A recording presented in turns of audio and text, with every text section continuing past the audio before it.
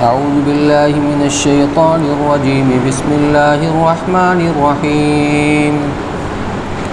والمرسلات عرفا فالعاصفات عصفا والناشرات نشرا فالفارقات فرقا فالملقيات ذكرا عذرا أو نذرا إنما توعدون لواقع فإذا النجوم طمست وإذا السماء فرجت وإذا الجبال نسفت وإذا الرسل أقتت لأي يوم أجلت ليوم الفصل وما أدراك ما يوم الفصل ويل يومئذ للمكذبين ألم نهلك الأولين ثم نتبعهم الآخرين كذلك نفعل بالمجرمين ويل يومئذ للمكذبين ألم نخلقكم من ماء مهين فجعلناه في قرار مكين إلى قدر معلوم فقدرنا فنعم القادرون ويل يومئذ للمكذبين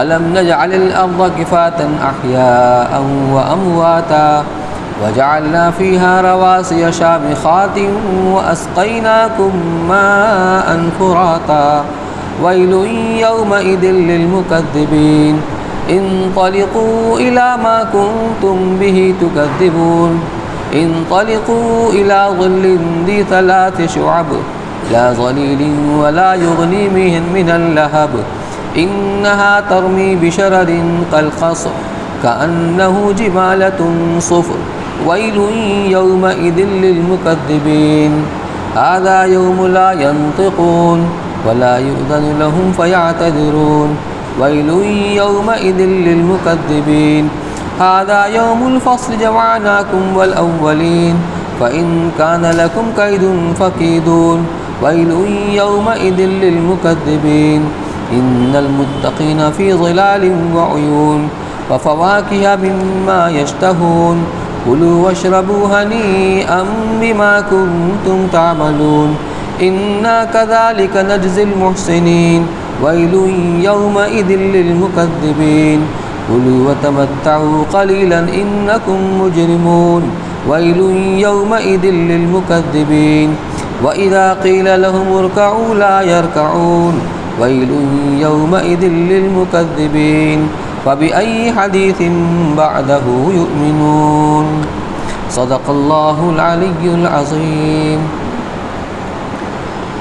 یہ سورہ مرسلات ہے. اس سورت کی ابتدائی ہو رہی ہے اسی لفظ سے والمرسلات عرفا سے. تو یہ سورت کا نام اس مناسبت سے سورہ مرسلات پڑا ہے. یہ مکہ میں نازل ہونے والی سورت ہے جو مینا کے غار میں نازل ہوئی، جس میں 2 رکوع اور 50 آیتیں ہیں. بسم اللہ الرحمن الرحیم. والمرسلات عرفا فالعاصفات عصفا والناشرات نشرا فالفارقات فرقا فالملقيات ذکرا عذرا او نذرا. یہاں پر اللہ تعالیٰ نے 5 چیزوں کی قسمیں کھائی ہیں. عموماً اللہ تبارک و تعالیٰ نے قرآن پاک میں متعدد جگہ پر جو قسمیں کھائی ہیں، مقصد جس بات کے لیے، جس مضمون کو ثابت کرنے کے لیے اللہ نے قسمیں کھائی ہیں، تو قسم میں اور مقسم علیہ کے اندر کوئی نہ کوئی مناسبت ہوا کرتی ہے. تو ان چیزوں کی قسم جیسے ستاروں کی قسم، آسمان کی قسم وغیرہ وغیرہ. لیکن یہاں پر یہ 5 صفات ہیں. 5 صفات کی قسم کھائی گئی ہے، اور صفت کے لیے موصوف کا ہونا ضروری ہے. جیسے جاننے والا. تو جاننے والا کون؟ یعنی انسان، ایک مرد یا ایک عورت. اچھے صفات والی کون؟ عورت. تو یہاں مخصوص صفات کو ذکر کیا گیا ہے، اس کی قسم کھائی گئی ہے، لیکن ان کا موصوف کہیں پر ذکر نہیں ہے، نہ قرآن کے اندر ہے اور نہ حدیث سے اس کا پتہ چلتا ہے. اس لیے مفسرین کرام نے اس کے موصوف کو متعین کرنے میں جو کوششیں کی ہیں، تو بعض مفسرین نے اس کا موصوف ہوا کو قرار دیا ہے. یہ ہوا کی مختلف صفات ہیں، کیونکہ ہوا کئی طرح کی ہوتی ہیں. روا ہوا، پچھوا ہوا، وہ ہوا جو اعتدال کے ساتھ چلتی ہے عام طور پر، اور کبھی ہوا کے اندر تیزی و تندی ہوتی ہے جس کو آندھی کہا جاتا ہے. تو ہوا کی مختلف صفات کو ذکر کیا گیا ہے، اور بعض مفسر اس طرف گئے ہیں کہ ان کا موصوف فرشتے ہیں اور یہ فرشتوں کی صفات ہیں۔ بہرحال اگر صرف ہوا کی صفات قرار دیا جائے تو آخر کی جو دو صفات ہیں اس میں کھینچ تان کرنی پڑتی ہے، تعویل سے کام لینا پڑتا ہے، اور فرشتوں کی صفات قرار دیا جائے تو شروع کے تین جو صفات ہیں اس میں کھینچ تان کرنی پڑتی ہے۔ بہرحال والمرسلات عرفاً، تو قسم ہے ان ہواؤں کی جن کو بھیجا جاتا ہے خوش کرنے کے لیے، خوشخبری سنانے کے لیے۔ عرف کے معنی احسان کے آتے ہیں، عرف کے ایک معنی تسلسل کے آتے ہیں، پے در پے جن کو بھیجا جاتا ہے۔ تو جب ٹھنڈی ٹھنڈی ہوا چلتی ہے، شدید گرمی کے بعد جو ہوا چلتی ہے تو پھر ہر آدمی خوش ہو جاتا ہے اور یہ سمجھ لیتا ہے کہ بس اب کالے کالے بادل آئیں گے اور اس کے بعد گھنگھور گھٹا آئے گی اور پانی برسے گا۔ اب ظاہر سی بات ہے پانی کی جو اس کے نتیجے میں جو پیداوار ہوتی ہیں، جو بہاریں آتی ہیں، وہ خوشخبری ہی ہوا کرتی ہیں۔ تو قسم ان ہواؤں کی جو بھیجی جاتی ہیں خوشخبری سنانے کے لیے۔ فالعاصفات عصفاً، اس کے معنی آتے ہیں تیزی اور تندی۔ تو پھر قسم ان ہواؤں کی جو تیزی کے ساتھ چلتی ہیں، مراد آندھی۔ اب اس ہوا کی ان صفات کے ساتھ اس کو مناسبت قیامت سے، قیامت کی شروعات ہوگی سور پھونکے جانے پر، اور سور دو مرتبہ پھونکا جائے گا، نفخہ اولا اور نفخہ ثانیہ۔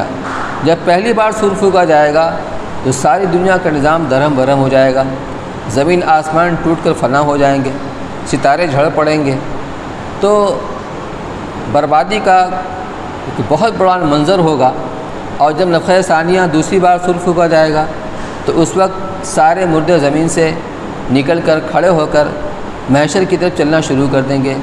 تو اب اس کو مناسبت اس طریقے سے ہے کہ جب تیز آندھی چلتی ہے تو ایک تو دل میں ڈر اور خوف پیدا کرتی ہے، اور دوسرے اس کی جو بربادیاں ہوتی ہیں، ہلاکتیں ہوتی ہیں، وہ جگ ظاہر ہے کتنا اس سے نقصان ہوتا ہے۔ تو اس ہوا کو مناسبت ہے نفخہ اولا کے ساتھ۔ اور جو ہوا خوشخبری دینے والی ہوتی ہے کس چیز کی، جب بارش آتی ہے اس کے نتیجے میں غلے، ترکاریاں اور طرح طرح کی جو فراوانیاں ہوتی ہیں وہ ظہور کے اندر آتی ہیں، تو اس کو مناسبت ہے نفخہ ثانیہ سے، جب انسان زمین سے اگ جاتے ہیں، جو قبروں سے نکلتے ہیں، گویا کہ اس طریقے سے زمین سے پودا اگتا ہے اس طریقے سے۔ والناشرات نشرا، اور قسم ہے ان ہواؤں کی جو پھیلا دیتی ہے، کس کو پھیلا دیتی ہے؟ بادلوں کو۔ مانسون اٹھتا ہے سمندری علاقے میں، وہاں مانسون بنتا ہے، پھر اللہ تعالیٰ ہواؤں کو بھیجتے ہیں، ان ہواؤں کے ذریعے سے وہ ہوائیں بادلوں کو ہانک کر جہاں اللہ کا حکم ہوتا ہے وہاں لے جاتی ہیں، پھر پانی وہاں برستا ہے، تو یہ بادلوں کو پھیلاتی ہیں۔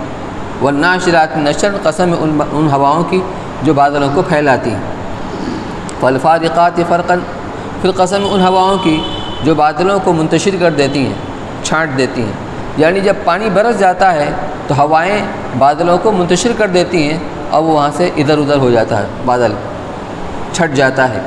فالملقیات ذکرا، پھر ان ہواؤں کی جو دلوں کے اندر القاء کرتی ہیں اللہ کی یاد اور دھیان کا، یعنی اس سے مراد یہ ہے کہ جب بارش کے نتیجے میں خوشحالی اور فراوانی آتی ہے تو یہ اللہ کی نعمت ہے جس کا تقاضا ہے کہ بندہ اللہ کا شکر ادا کرے، تو گویا اس کے اندر شکر کا جذبہ اور القاء کرتی ہیں، اور پھر اس شکر کے نتیجے میں جو اپنی عملی کوتاہیاں ہیں جب وہ سامنے آتی ہیں تو آدمی اللہ تعالیٰ سے معذرت کرتا ہے، توبہ کرتا ہے۔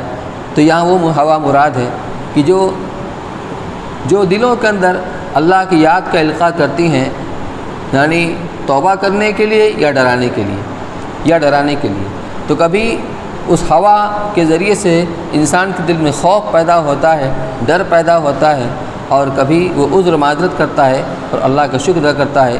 دونوں کا مقصد وہ ہوا بندہ کو اللہ کی طرف متوجہ کرتی ہے۔ ان 5 قسم کی ہواؤں کی قسم کھانے کے بعد اللہ تعالیٰ نے فرمایا انما توعدون لواقع، جس کا تم سے وعدہ کیا جا رہا ہے وہ ضرور واقع ہو کے رہے گی، مراد قیامت۔ جس قیامت کے تم منکر ہو، جس کی تم تکذیب کر رہے ہو، وہ قیامت ضرور واقع ہو کر رہے گی۔ اور جب قیامت واقع ہوگی تو کیا ہوگا آگے اس کو بتایا گیا۔ فَإِذَا النُّجُومُ طُمِسَتْ، جب ستارے بے نور ہو جائیں گے، بے نور ہو جائیں گے، ان کی روشنی ختم کر دی جائے گی، دنیا سخت تاریکی کے اندر گھر جائے گی۔ یہ وہ قیامت کے دن ہوگا جب ستارے بے نور ہو جائیں گے۔ وَإِذَا السَّمَاءُ فُرِجَتْ، اور جب آسمان پھٹ پڑیں گے۔ فُرِجَتْ کے معنی کھول دیے جانے کے ہیں، یہاں مراد پھٹ پڑنا، آسمان پھٹ پڑیں گے۔ وَإِذَا الْجِبَالُ نُسِفَتْ، اور جب پہاڑ اڑتے پھریں گے، روئی کی گالوں کی طرح اڑتے پھریں گے۔ وَإِذَا الرُّسُلُ أُقِّتَتْ، اور جب رسولوں کو وقت مقررہ پر جمع کیا جائے گا۔ یہاں مراد یہ ہے کہ حضرات انبیاء کرام علیہ السلام کو اپنی قوم کے لیے ان کو گواہ بنایا جائے گا، اور گواہی دینے کا وقت یہی ہے جو قیامت کے بعد پیش آئے گا۔ تو جب رسولوں کو جمع کیا جائے گا، لِأَيِّ يَوْمٍ أُجِّلَتْ، کس دن کے لیے ان کو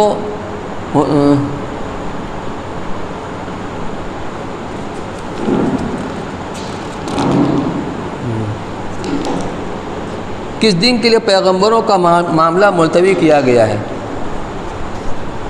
کس دن کے لیے پیغمبروں کا معاملہ ملتوی کیا گیا ہے سے مراد یہ ہے کہ ہر نبی نے آ کر اپنی قوم کو قیامت سے آگاہ کیا ہے کہ دیکھو قیامت آنے والی ہے، قیامت آنے والی ہے۔ اور چونکہ قیامت اس وقت تک آئی نہیں جب پیغمبر اپنی قوم کو ڈرایا کرتے تھے، تو قوم نے یہ سمجھا کہ بس یوں ہی ان کی باتیں ہیں، ان ھذا الا اساطیر الاولین، یہ پچھلوں کی بن گھڑت کہانیاں ہیں جو نقل در نقل ہوتی چلی آئی ہیں، اس کی کوئی حقیقت نہیں ہے۔ لیکن یہ کوئی ضروری نہیں ہے، کوئی چیز اگر ابھی تک نہیں آئی ہے تو وہ آئے گی ہی نہیں، یہ کوئی ضروری نہیں ہے۔ لیکن جس چیز کا آنا یقینی ہو گیا کہ وہ قریب ہے، وہ قریب ہے، تو جس چیز کا انبیاء کرام علیہ السلام اور پیغمبر اپنی قوموں سے وعدہ کیا کرتے تھے اس کا یہ وقت آ گیا ہے۔ تو جب رسولوں کو جمع کیا جائے گا، کس دن کے لیے ان کو کیا ہوتا ہے یہاں پر، ہاں ان کا معاملہ ملتوی رکھا گیا ہے۔ آگے فرمایا، اسی کا جواب دیا گیا، لیوم الفصل، فیصلے والے دن کے لیے، اور آج یہ فیصلے کا دن ہے۔ وما ادراک ما یوم الفصل، اور اے مخاطب تو یہ کیا خبر فیصلے کا دن کیسا ہے۔ ویل یومئذ للمکذبین، اس کی ہلاکت خیزی اور اس کی سختی کو بیان کرنے کے لیے انداز اختیار کیا گیا ہے کہ تمہیں کیا پتہ فیصلے کا دن کیسا کچھ ہوگا۔ ویل یومئذ للمکذبین، جو لوگ قیامت کے انکاری تھے، جھٹلانے والے تھے، ان کے لیے بڑی ہلاکت اس دن ہوگی۔ الم نہلک الاولین ثم نتبعهم الآخرین۔ اب قیامت کی اس بات کے اوپر اللہ تعالیٰ دوسری دلیل دے رہے ہیں، کیا ہم نے اگلے لوگوں کو ہلاک نہیں کر دیا؟ یعنی تم سے پہلے جو قوم دنیا کے اندر آئی تھیں، قوم عاد، قوم سمود، قوم شعیب، قوم موسیٰ یعنی فرعون اور قوم لوط وغیرہ، ان لوگوں نے قیامت کے جھٹلایا، تکذیب کی، تو کیا ہم نے ان کو ہلاک نہیں کیا؟ ثم نتبعهم الآخرین، پھر ان کے پیچھے بھیج دیں گے، لگا دیں گے بعد والوں کو۔ یہ بعد لوگوں سے مراد ہے، بعد والوں سے حضور صلی اللہ علیہ وسلم کی امت کے مکذبین اور کافرین، کہ جس طرح ہم نے انہیں ہلاک کیا ہے، ہلاکت میں تمہیں بھی ان کے پیچھے لگا دیں گے، یعنی تمہیں بھی ہلاک کر دیں گے، ہمیں یہ قدرت ہے۔ کذالک نفعل بالمجرمین، ہم ایسا ہی کیا کرتے ہیں مجرموں کے ساتھ، گنہگاروں کے ساتھ۔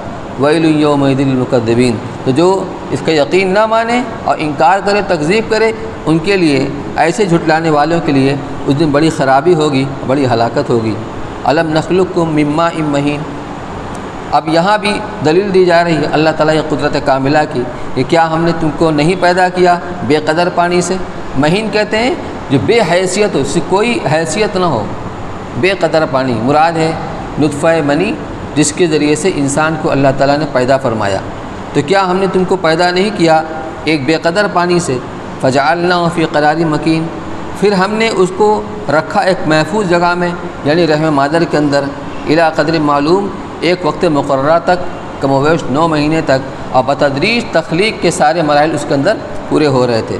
فقدرنا فنعم القادرون، تو پھر ہم نے انداز سے، یعنی اس کے جو جتنے مراحل تھے تخلیق کے، ایک انداز مقرر کر دیا، تو ہم کتنے اچھے ہیں انداز مقرر کرنے والے، کہ ایک تو اس مدت کے اندر انسان کے تمام اعضاء کی تخلیق کی تکمیل ہو گئی، نہ اس کے اندر کوئی کمی ہوئی، نہ اس کے اندر کوئی زیادتی ہوئی۔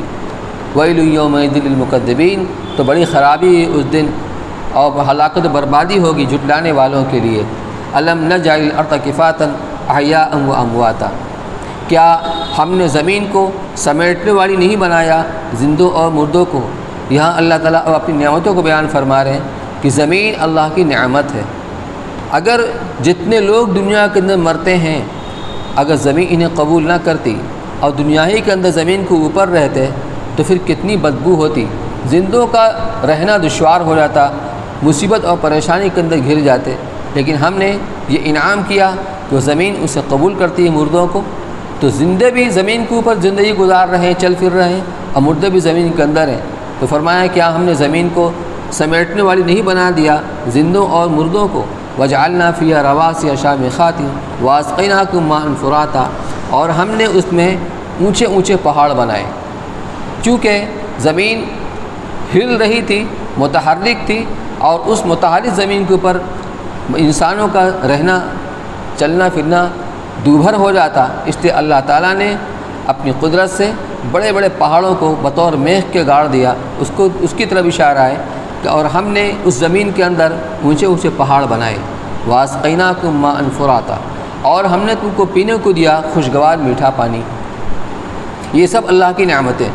ویل یومئذ للمکذبین، تو جو کوئی اس کا انکار کرے اور تکذیب کرے، ایسے تکذیب کرنے والوں کے لیے اس دن بڑی ہلاکت اور خرابی ہوگی۔ انطلقوا الی ما کنتم بہ تکذبون، اب یہاں پر مرنے کے بعد جو منکرین قیامت تھے اب ان سے کہا جائے گا کہ چلو اس عذاب کی طرف جس کو تم جھٹلایا کرتے تھے۔ تمہیں قیامت کا یقین نہیں تھا، تمہیں جہنم کا یقین نہیں تھا، تمہیں اس کی سزا کا یقین نہیں تھا، آج حقائق تمہارے سامنے آ چکے ہیں، چلو انطلقوا الی ما کنتم بہ تکذبون، چلو ان عذاب کی طرف جس کو تم جھٹلاتے تھے۔ انطلقوا الی ظل ذی ثلاث شعب، چلو اس سائے کی طرف جو 3 شاخوں والا ہوگا، چونکہ جہنم کی آگ کا دھواں جو کثرت کے ساتھ نکلے گا اور ان منکرین کے اوپر کافروں کے اوپر چھا جائے گا، اور اس میں سے شاخیں پھٹیں گی، 3 شاخوں والا ہوگا، اس کثرت کی وجہ سے لا ظلیل ولا یغنی من اللہب، سایہ انسان کے لیے راحت کا کام کرتا ہے۔ آدمی سفر کرتے ہوئے سخت دھوپ میں جب کہیں سایہ ملتا ہے تو اس کو بسا غنیمت سمجھتا ہے، اللہ کی نعمت سمجھتا ہے، اس میں اس کو راحت ملتی ہے سایہ کے اندر۔ لیکن وہ سایہ ایسا نہیں ہوگا، وہ سایہ لا ظلیل، نہ تو وہ اس سے چھاؤں کی نعمت اور رحمت ان کو راحت حاصل ہوگی، ولا یغنی من اللہب، اور نہ ہی تپش سے ان کو کچھ آرام پہنچائے گا، نفع پہنچائے گا، اس کے اندر مزید بے چینی ہوگی۔ انہا ترمی بشرر کالقصر، اس کا حال یہ ہے کہ وہ انگارے کو پھینکتا ہے، وہ شرارے کو پھینکتا ہے جیسے کہ بڑے بڑے محلات جب آگ لگتی ہے اور اس میں چنگاری نکلتی ہے تو چنگاری کو شرارہ بولتے ہیں، شرارہ، تو چنگاری نکل کر کچھ دنوں کے بعد بجھ جاتی ہے۔ تو جہنم کی آگ جیسی ہوگی اسی کے اعتبار سے اس کے شرارے ہوں گے، تو شرارے جب نکلتے ہیں تب تو نظر آتے ہیں لیکن بعد میں وہ بجھ جاتے، نظر بھی نہیں آتے۔ تو ابتداءً بڑے ہوتے ہیں اور امتحان چھوٹے ہو جاتے ہیں۔ تو جب یہ شرارے جہنم سے نکلیں گے، اس دھواں سے نکلیں گے، وہ دھواں پھینکے گا ایسے شراروں کو کہ ابتداءً ان کی جو وہ ہوگی مقدار ہوگی جیسے بڑے بڑے محلات ہوتے ہیں، کالقصر کانہ جمالۃ صفر، اور پھر امتحان وہ چھوٹے ہوں گے تو جیسے وہ اونٹ ہوتا ہے، یہاں صفر مراد جمع ہے اصفر کی، پیلے اونٹ کو کہتے ہیں، لیکن پیلے رنگ کا اونٹ سیاہی مائل ہوا کرتا ہے، اس لیے اس کا ترجمہ کیا ہے کہ سیاہ اونٹ، تو سیاہ اونٹ کے معنی۔ تو اتنے بڑے بڑے شرارے اس دھواں سے نکلیں گے جیسے بڑے بڑے محلات، اور امتحان وہ کتنے بڑے ہو جائیں گے، اونٹ کے بقدر ہو جائیں گے۔ ویل یومئذ للمکذبین، جو لوگ ان عذاب کا اور اس دن کی شدت کا انکار کرتے ہیں ان کے لیے بڑی ہلاکت ہے، بڑی خرابی ہونے والی ہے۔ ھذا یوم لا ینطقون، یہ وہ دن ہوگا کہ بول نہیں سکیں گے، یہ بول نہیں سکیں گے۔ حالانکہ دوسرے مواقع پر یہ آیا ہے کہ یہ منکرین صاف انکار کر دیں گے، واللہ ربنا ما کنا مشرکین، قسم ہے ہمارے پروردگار کے ہم نے کبھی شرک نہیں کیا، ہم شرک نہیں کرتے تھے۔ تو قیامت کے دن مختلف مراحل پیش آئیں گے، بعض مرحلوں میں بعض مواقف کے اندر بول سکیں گے، ان کو بولنے کی اجازت ہوگی، اور بعض مراحل کے اندر ان کو بولنے کی قطعاً اجازت نہیں ہوگی۔ یہاں اس کا بیان ہے، یوم لا ینطقون، ھذا یوم لا ينطقون، یہ وہ دن ہے جس دن وہ بول نہیں سکیں گے۔ ولا یؤذن لهم فیعتذرون، اور نہیں ان کو اجازت ہوگی بولنے کی کہ وہ عذر معذرت کر سکیں۔ جب مجرم پکڑا جاتا ہے تو وہ اپنے بچاؤ کے لیے معذرت کرتا ہے، مجھ سے غلطی ہوگی، اب آئندہ ایسا نہیں کریں گے وغیرہ وغیرہ۔ تو نہ تو کچھ بول سکیں گے اور نہیں ان کو اس کی اجازت ہوگی کہ وہ اللہ سے عذر معذرت کر سکیں۔ ویل یومئذ للمکذبین، اس دن بڑی خرابی ہوگی جھٹلانے والوں کے لیے۔ ھذا یوم الفصل جمعناکم الاولین، یہ ہے فیصلے کا دن، ہم نے تم کو جمع کیا ہے اور اولین کو، تم کو بھی اور اگلوں کو سب کو جمع کر دی، کیوں؟ فیصلہ کرنے کے لیے، یہ ہے فیصلے کا دن۔ فإن کان لکم کید فکیدون، پس اگر تمہارے پاس کچھ داؤ ہو مجھ پر اپنا داؤ چلاؤ۔ ظاہر سی بات ہے وہ انسانوں کو اختیاری نہیں ہوگا۔ ویل یومئذ للمکذبین، تو بڑی خرابی ہوگی اس دن جھٹلانے والوں کے لیے۔ ان المتقین فی ظلال وعیون، اب یہاں سے جو اللہ کے نیک بندے ہیں ان کی نعمتوں کا بیان ہو رہا ہے۔ یقیناً جو ڈرنے والے ہیں، جو پرہیزگار اللہ کے بندے ہیں، وہ سائے کے اندر ہوں گے اور چشموں کے اندر ہوں گے۔ پچھلی صورت میں بیان کیا گیا تھا کہ جنت کے اندر سایہ ہوگا تو سایہ کا فائدہ کیا ہوگا اور سایہ کیوں کر ہوگا؟ کیونکہ سایہ وہاں ہوتا ہے جہاں سورج ہوتا ہے، جب سورج ہی نہیں تو سایہ کیا مطلب ہوتا ہے؟ ہمیں بتایا گیا تھا ممکن ہے کوئی ایسا نور، کوئی ایسی روشنی ہو جس کا سایہ مراد ہو اور اس سایہ میں راحت ملتی ہو، یا پھر یہ ہے کہ جنت کے اندر انسان ایک حال میں نہیں رہے گا، وہ اس کی حالت بدلتی رہے گی، کبھی اس کو وہ اچھا لگے گا، کبھی وہ اچھا لگے گا، کبھی سایہ اچھا لگے گا، کبھی روشنی اچھی لگے گی۔ تو یہ سایوں کے اندر ہوں گے اور چشموں کے اندر ہوں گے۔ وفواکہ مما یشتہون، اور جی چاہے یعنی اپنے مرغوب میووں کے اندر ہوں گے، جو چاہیں گے وہ ملے گا۔ کلوا واشربوا ہنیئا بما کنتم تعملون، کھاؤ اور پیو مزے سے بسبب ان کے جو تم دنیا میں کیا کرتے تھے، یعنی نیک اعمال کے بدلے میں۔ انا کذالک نجزی المحسنین، ہم یوں ہی بدلہ دیا کرتے ہیں نیک کام کرنے والوں کو، نیکوں کو۔ ویل یومئذ للمکذبین، تو اس دن بڑی خرابی ہوگی جھٹلانے والوں کے لیے۔